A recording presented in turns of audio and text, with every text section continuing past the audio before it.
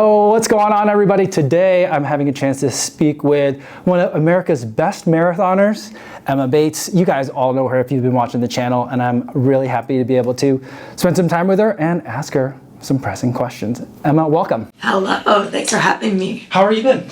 Good, really good. I'm losing my voice a little bit, but what happened to your voice? I have black mold in my apartment right now. Oh, okay. So I've been coughing a lot and then just talking to people, and then it's just it's gone. It's leaving me. I thought that it was going to be something more fun. I'm so sorry. That's not exciting at all. I'm sorry to hear about the black mold situation. It's all right. Is the pup okay? Is the pup affected by No, she's great. She's great. Okay. Dogs, cats are resilient, so they're good to go. It's just me, and I'm fine. It's just like, again, just respiratory right now. Okay. Quick question. Did you go for a run today? I did. What was on the calendar for a day, workout-wise? 12 miles this morning, which I ended up going 11 because I ran with a couple of my friends, and they're like, "Oh, we're done." I'm like, "I'll be done too." So that's kind of where I'm at. Is just like kind of just chill, just like whatever I kind of feel like each day. Okay, so coming off of Boston, congratulations! What a fantastic race. I have a couple of questions, although like there's not a lot left to cover because like you had such an expansive post-race recap.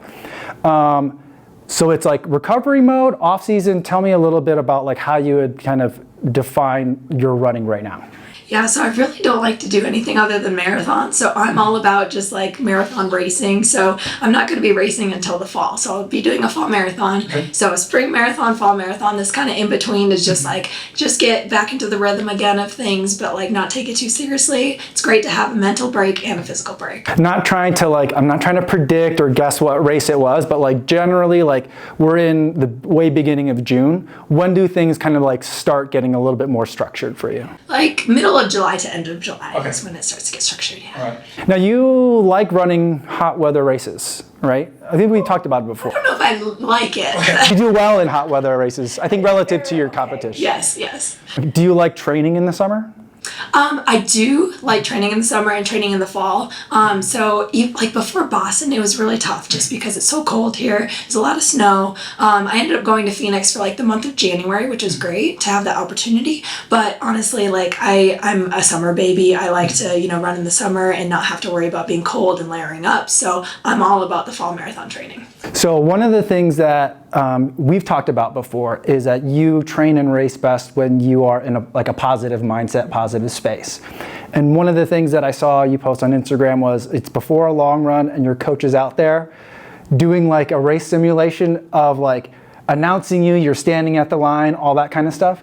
Can you give me a little bit of like the genesis of that? Was that like, hey, can you do this? Or he just dropped it on you one day and you were like, yes, more? Like how did that happen? I think he just knows that like that's what it takes, and like I don't race before a marathon, and he doesn't really want me to race. So like kind of just getting in that same mindset of a race strategy, and just like we're most of the time doing that kind of in the long runs is just like kind of breaking it down and being like, what's your mind doing? He's always kind of checking in. But that day it was like, let's just have fun. Like this is a big day. This is a month out of Boston. Let's like make this a big one and really kind of tackle it. So he's never actually said that to me before. Like, let's tackle it. It's always just like run within yourself and just feel it out. But that day was like, get after it. And that was really fun just because like he was psyched. So it made me psyched. Okay. And him at the starting line, just like getting us going, that just really pumped me up. And then one other question on that. So there's like a video of that. So you're at this like, starting line. He's there like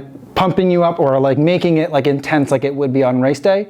Who was filming that? And like, were they like creeping in like the bushes or like what was going on with that? So that was our assistant coach, Nick Harris. Okay. And so he's kind of like, he is super helpful when like Joe's not there, and like he kind of takes this role of the head coach. But like when Joe is there, he's the head coach, and Nick just kind of like fills in whatever he can. So like he's great at videography, and like he actually worked on one of the movies that's coming out recently. It was I can't remember. It's a new movie with Leonardo DiCaprio, so he was on set of that. And then Murder Mystery 2. So he just loves kind of that filmography stuff. So like he's back there, and he's always trying to get like this cool content, and like we have an Instagram page now. So it's really fun to have him around, just like capture those moments, because those are the moments that we have all the time, but people don't see that. So for everybody to kind of share in that is really cool. Yeah, I mean, I definitely have been enjoying the Team Boss account, and I've definitely put in the comments many times, I'm like, who is putting this together? Because this is really fun and really good storytelling. Yeah.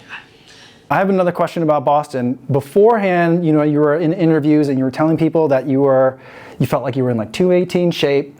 And what surprised me about that, not that you felt that way, but was kind of like the response to it. I feel like a lot of people took it as a slight or as an insult. Like, how did you feel about, I guess, response to the response? What is your response to the response on that? So I didn't know like beforehand, like I don't look at social media before races or anything like that. I just try to stay away from it. But like it did like kind of, it was jarring that I said it out loud. Like I knew that I was feeling that way. Like, oh, I'm a 218, 219 girl. Like I just know from what we've been doing that that's like what I'm capable of. So I just wanted to like put it out there to like kind of hold myself accountable, I think. But it was after the fact that I was like, oh no, what did I do? Like, and I don't want people to think like, I am super cocky or like anything like that. Like I'm super confident, but whatever is going to happen on the day is going to happen on that day. All I can do is like control my controllables, but like it's not to slight any of my competitors or the people that come before me. It's just like I know that I'm ready to do something pretty big on that day and I'm just going to go after it. And I feel like I'm in that 218, 219 shape on a flat course, which a lot of people I knew like misconstrued that like after the fact. They thought I was going to run 218, 219 at Boston. It's like, no, that would have been the record, the course record. That's not going to happen. I'm not quite there yet, but definitely like, I don't know. I've kind of like taken on this thing like fake it till you make it, like this kind of persona of like, let's just like say that I'm going to do something big and see what the universe kind of gathers and like makes happen. And so that's kind of been my mentality, but like I also was more confident than I've ever been. So saying it out loud like was jarring to me in the moment, but then I was like, no, yeah, like I'm definitely ready. So it got me even more ready for Boston than I've ever been for any other marathon, and it showed in the race. So then the next time you step up to the line, whatever race that may be, like, do you think that, I mean, of course there'll be course-specific training, but in terms of tweaks to the overall like structure of what you're doing, do you think you need a lot to get there, or you're like, or is it more like we're there, we just got to put it together and execute on the day? Where do you feel like you stand on that like 218 kind of benchmark?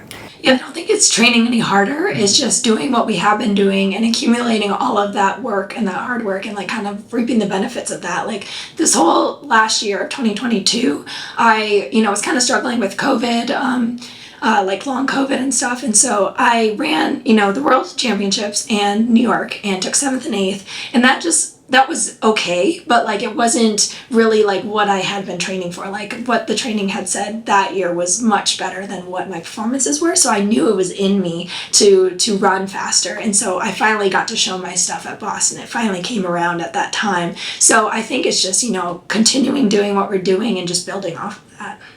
Were you disappointed with your World's performance? I was, yeah. Because I feel like a lot of people thought of it as like, oh, who's this Emma Bates? Like, not me, of course, but like people that maybe have been not following the women's marathoning scene as closely may have been a little bit surprised. I think part of that is the story of the 3 American women coming in so closely.